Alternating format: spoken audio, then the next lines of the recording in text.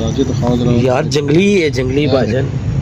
बच्चा देखो इंदा मोहरा देखो, अख देखो इनदी, अंदर नक देखो।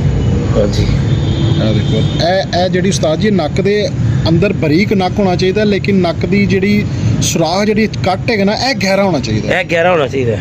ए जिन्ना गहरा होएगा उस्ताद जी उन्ना कबूतर बुलंदी करेगा और आसानी छुड़ेगा कबूतर। अच्छा जी जरा फिर उस्ताद जी ए उस्ताद जी ए जिहड़ा कबूतर है ना, ए देखो ए ये बच्चा हैगा। हाँ जी ठीक है ना। हाँ जी हाँ जी हाँ जी। नक बरीक है, नक बरीक इंदी जिहड़ी नक दा जिहड़ा नास जिन्नू कहंदे ने ए ना सुराख जी, जिहड़ा कट वेखो। हाँ इंदी गहराई केगी, गहराई ए जिन्ना गहरा होएगा ना उस्ताद जी, ठीक ए उन्नी बुलंदी करेगा और इन्नू सांस लैण च आसानी होएगी। हाँ उन्नी गहराई करेगा। और देख लो एक कबूतर, तुसी बच्चा वेख लो और इसदा कुंदा वेख लो, ए देखो।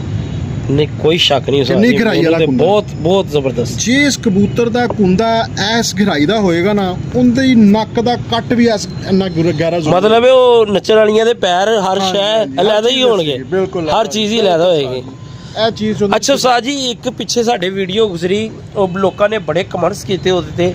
ਇੱਕ ਉਸਤਾਦ ਨੇ ਤੁਸੀਂ ਜਾਣਦੇ ਵੀ ਹੋਗੇ, ਮੇਰੇ ਹੁਣ ਜ਼ੇਨ 'ਚ ਨਹੀਂ ਆ ਰਿਹਾ, ਮੇਰਾ ਖਿਆਲ ਹੈ ਯਾਰ ਮੇਰੇ ਨਾਲ ਬੜੀ ਉਹਨਾਂ ਦੀ ਅੱਛੀ ਸਲਾਮ ਦੁਆ ਹੈ। ਉਹਨਾਂ ਨੇ ਕਿਹਾ ਕਿ ਤੁਸੀਂ ਸਿਰਫ ਪਰ ਮੇਰੇ ਸਾਹਮਣੇ ਲੈ ਕੇ ਆਣਾ, ਮੈਂ ਦੱਸ ਦਾਂਗਾ ਇਹ ਪਰ ਸਿਆਲਕੋਟੀ ਦਾ ਹੈਗਾ ਜਾਂ ਇਹ 'ਚ ਕਿਹੜੇ ਕਬੂਤਰ ਦਾ ਕ੍ਰਾਸ ਪਿਆ ਹੈ ਜਾਂ ਕਿਹੜੀ ਨਸਲ ਹੈ।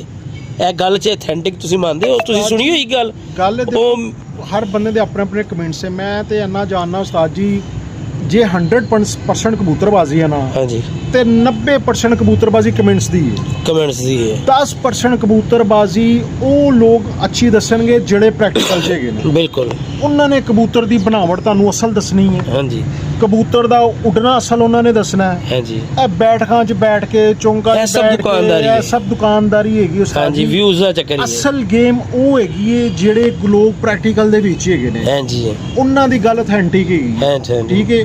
ਹੁਣ ਤੁਸੀਂ ਇੱਕ ਚੀਜ਼ ਹੈਗੀ ਹੈ, ਅੱਖ ਦੀ ਜਿਹੜੀ ਕਬੂਤਰ ਦੀ ਅੱਖ ਹੈ ਨਾ, ਨਸਲ ਦੱਸਦੀ ਹੈ। ਨਸਲ ਦੱਸਦੀ, ਅੱਖ ਤੋਂ ਨਸਲ ਪਤਾ ਚੱਲਦੀ ਹੈ। ਹਾਂਜੀ।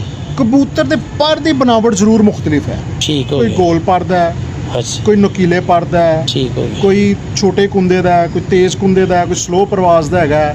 ਚੌੜੇ ਪਰ ਦਾ ਕਬੂਤਰ ਹੈ, ਸਲੋ ਪ੍ਰਵਾਸ ਕਰਦਾ ਹੈ। ਬਰੀਕ ਜਿਹੜਾ ਹੈਗਾ ਤੇਜ਼ ਚੱਲਦਾ ਹੈ, ਕੋਈ ਲਾਮ ਕਰਦਾ ਹੈ। ਇਹ ਜਿਹੜੀ ਬਣਾਵਟ ਹੈਗੀ ਨਾ ਕਬੂਤਰ ਦੀ ਨਸਲ ਦਾ, ਅਸੀਂ ਉਹਨਾਂ ਦੀ ਗੱਲ ਨਾਲ ਇਸ ਵਿਊ ਦੇ ਨਾਲ ਇਤਫਾਕ ਕਰ ਸਕਦੇ ਹਾਂ ਕਿ ਜਿਹੜਾ ਕਬੂਤਰ ਨੁਕੀਲਾ ਹੈਗਾ, ਜਿਹਦਾ ਪਰ ਨੁਕੀਲਾ ਹੈ, ਬਿਲਕੁਲ ਠੀਕ ਹੈ, ਬਿਲਕੁਲ ਨੋਕ ਨੇ, ਇਹ ਨੁਕੀਲਾ ਪਰ ਹੈਗਾ ਨਾ, ਇਹ ਕਬੂਤਰ ਉਸਤਾਦ ਜੀ ਗਹਿਰਾਈ ਕਰੇਗਾ, ਬੁਲੰਦੀ